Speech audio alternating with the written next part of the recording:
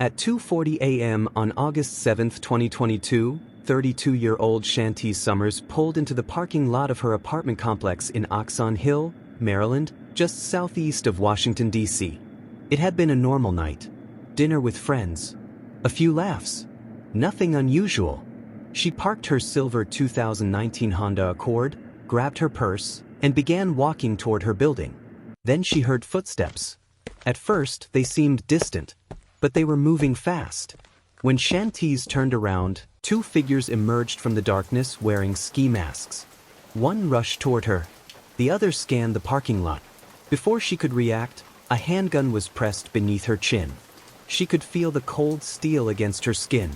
"Give me everything," the masked man demanded for her phone, wallet, keys, Apple Watch, and the car. Shantice handed over everything without hesitation. Within seconds, the two men jumped into her Honda Accord and disappeared into the night. The parking lot fell silent again. But for Shantice, nothing would ever feel routine after that moment. Police responded quickly and entered the stolen Honda into regional law enforcement databases. For detectives, this wasn't an isolated incident. It was part of something much larger. Across Washington, D.C., Maryland, and Northern Virginia, carjackings had exploded. Victims were being targeted outside apartments, gas stations, shopping centers, and even schools. Many attacks happened in broad daylight. Others occurred late at night when drivers were alone and vulnerable. Investigators noticed a disturbing trend. The offenders were getting younger. Many suspects were teenagers. Some weren't old enough to drive legally. And despite repeated arrests, many seemed to return to the streets almost immediately. Police officers began describing the situation as a revolving door. The arrest, release, and repeat. Meanwhile, specialized auto theft and robbery units worked around the clock trying to contain the growing crisis. Just hours after Shantice's car was stolen, a patrol officer spotted her Accord traveling through southeast Washington. The officer activated emergency lights and attempted a traffic stop.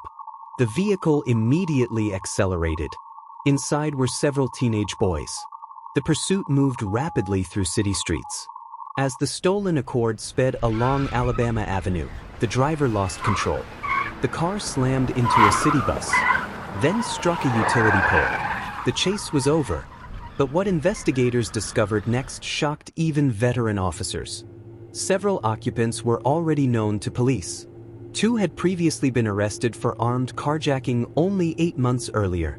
One was still serving probation connected to a previous robbery case. Yet here they were again, driving another stolen vehicle. Investigators weren't dealing with first-time offenders. They were seeing the same names appear repeatedly in police reports. The pattern exposed a troubling reality. Many young suspects viewed arrest as a temporary inconvenience rather than a deterrent.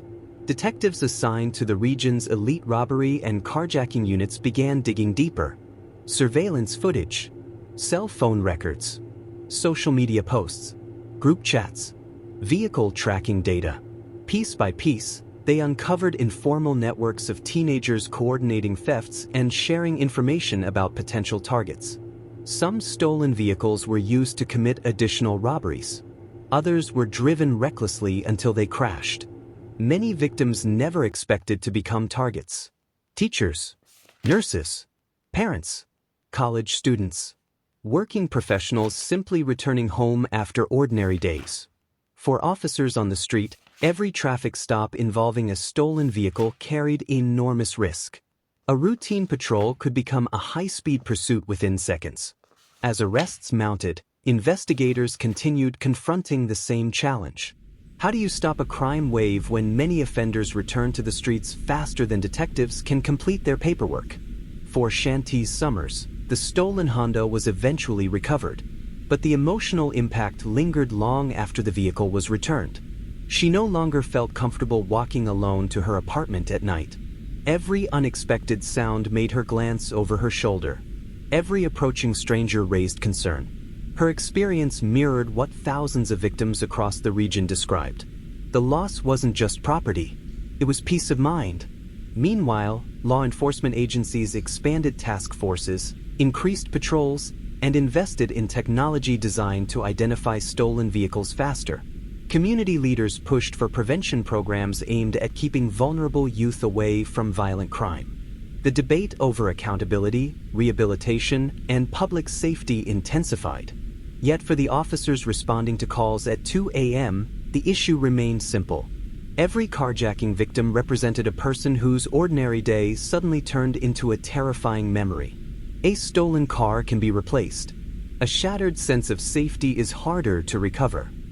The carjacking crisis wasn't just about vehicles. It was about fear, accountability, and communities struggling to understand why the same cycle kept repeating.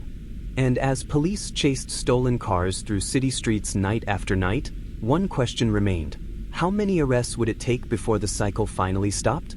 This was True Crime Chronicles.